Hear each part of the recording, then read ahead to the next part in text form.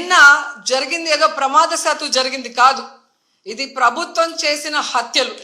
ఎందుకంటే చంద్రబాబు నాయుడు గారి నిర్లక్ష్యం, ఆయన నియమించిన టీటీడీ పాలక వర్గం, అలాగే దేవాదాయ శాఖ మంత్రి, అలాగే డిప్యూటీ సీఎం, అలాగే హోంమంత్రి, వీళ్ళందరి నిర్లక్ష్యం వల్లే ఇది జరిగింది. కాబట్టి వీళ్ళందరి మీద కేసులు, అంటే క్రిమినల్ కేసుల్ని ఫైల్ చేయాలని కూడా మేము డిమాండ్ చేస్తున్నాం. ఎందుకంటే మొన్నే మనం చూసాం, తెలంగాణలో ఒక సినిమా ఫ్యాన్ షోకి అల్లు అర్జున్ గారు వస్తే ఆయనకి సంబంధం లేకుండా తోపులాట జరిగినప్పుడు అక్కడ ఒక మహిళ చనిపోతే అల్లు అర్జున్ గారి మీద 105 బిఎన్ఎస్ పెట్టడం జరిగింది. మరి అలాంటప్పుడు ఇక్కడ ప్రతి సంవత్సరం లక్షలాది మంది వస్తారని తెలిసి వాళ్ళకి సేఫ్టీ కల్పించి, వాళ్ళకి అన్ని సౌకర్యాలు అందించి, వాళ్ళకి టికెట్లు ఇవ్వడానికి క్యూలో ఏర్పాట్లు చేయాల్సిన బాధ్యత ఉన్న చంద్రబాబు నాయుడు గారి నుంచి, టీటీడీ చైర్మన్, పాలక మండలి నుంచి కింద స్థాయి ఎస్పీ వరకు మరి అందరూ బాధ్యత వహించాలి కదా. కానీ ఈరోజు ఎంత దురదృష్టం అంటే, ఇది పద్మావతి పార్క్లో 5 మంది చనిపోయిన ఆ ప్లేస్లో జరిగిన ఎఫ్ఐఆర్. దీంట్లో 105 పెట్టాల్సింది వీళ్ళు 194 బిఎన్ఎస్ఎస్ పెట్టారు. శవాల ముందు చిల్లరేరుకునే బ్యాచ్ ఉంటుంది చూడండి, అలాంటి బ్యాచ్ వైసీపీ పార్టీలో ఉందన్నమాట. అందులో మరి ముఖ్యంగా శవాలు వెళ్తే చాలు ఇలాగా పెలాలు ఏరుకునేదానికి, చిల్లరేరుకునేదానికి వచ్చేసే మహాతల్లి ఎవరన్నా ఉంది అంటే అది రోజా. వచ్చేసింది, పొద్దున్నే వచ్చేసి శవాలు కనిపిస్తే చాలు ప్రెస్ మీట్లు పెట్టేసి, పొంతన లేకుండా ఇష్టానుసారంగా ప్రెస్ మీట్లు పెట్టేసి అల్లు అర్జున్ విషయంలో అల్లు అర్జున్ అరెస్ట్ చేసినట్లట చంద్రబాబు నాయుడు గారిని, పవన్ కళ్యాణ్ గారిని, టీటీడీ చైర్మన్ బిఆర్ నాయుడు గారిని అరెస్ట్ చేయాలంటే ఏమ్మా?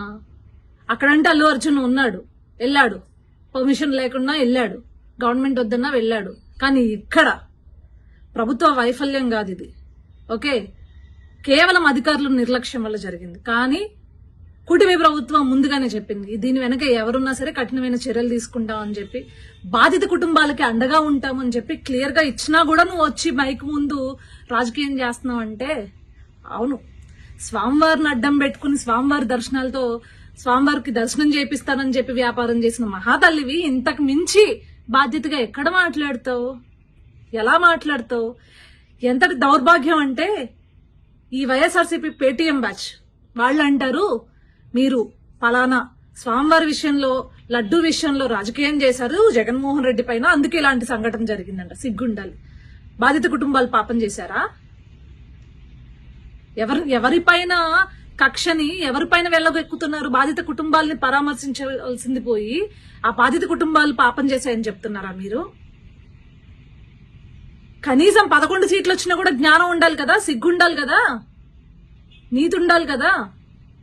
ఈరోజు జరిగింది ఒక ఇన్సిడెంట్, కానీ మరి గత ప్రభుత్వంలో జగన్మోహన్ రెడ్డి పరిపాలనలో రూయా హాస్పిటల్లో తిరుపతిలో, ఇదే తిరుపతిలో 11 మంది చిన్నారులు చనిపోతే అది ఎవరి వైఫల్యం, ఎవరి నిర్లక్ష్యం? మరి మీ నిర్లక్ష్యమే కదా.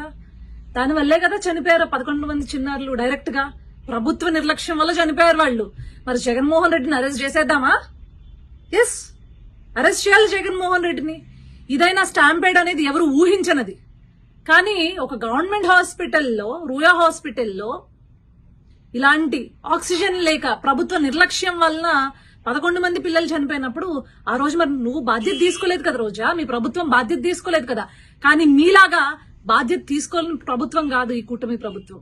బాధ్యత తీసుకుంది, ఈరోజు జరిగిన సంఘటనకు విచారణ వ్యక్తం చేసింది, వెంటనే బాధిత కుటుంబాలకు అండగా ఉండి వారికి నష్టపరిహారం చెల్లించి, ఎలాగా చనిపోయిన వాళ్ళని తీసుకొచ్చి ఆ కుటుంబాలకు అప్పచెప్పలేం, కనీసం ఆ కుటుంబాలకి అండగా భరోసాగా ఉండి ధైర్యం చెప్పే పరిస్థితి ఈరోజు కూటమి ప్రభుత్వం చేస్తుంటే, ఆ శవాలతో రాజకీయం చేసుకుంటావా నువ్వు? సిగ్గు లేకుండా.